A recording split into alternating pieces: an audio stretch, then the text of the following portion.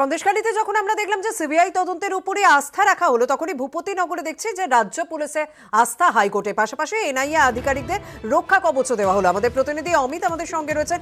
অমিত, কি কি নির্দেশ দেওয়া হলো হাইকোর্টের পক্ষ থেকে?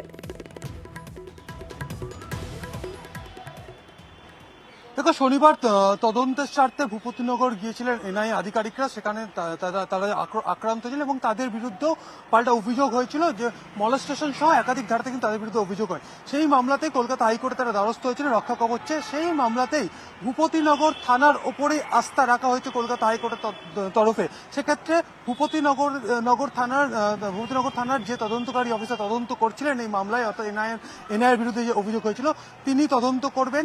তদন্তের প্রয়োজনে এনআইএ আধিকারিকদেরকে জিজ্ঞাসাবাদ করতে পারবেন, তাদেরকে নোটিশ সার্ভ করতে হবে এবং তদন্তে সহযোগিতা করতে হবে এনআইএ আধিকারিকদের, এই মর্মে কিন্তু নির্দেশ দেওয়া হয়েছে কলকাতা হাইকোর্টের তরফে। সেক্ষেত্রে তাদের গ্রেপ্তার করা যাবে না, রক্ষা কবচ দিলেও তদন্তে সহযোগিতা করতে হবে।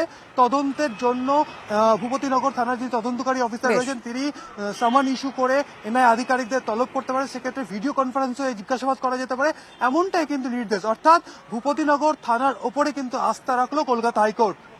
ধন্যবাদ অমিত।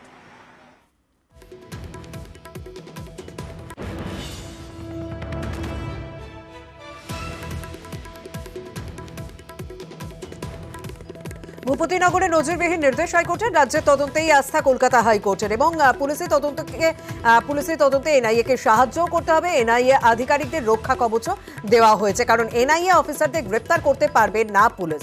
নির্দেশ হাইকোর্টে বিচারপতি জয় সেনগুপ্তের।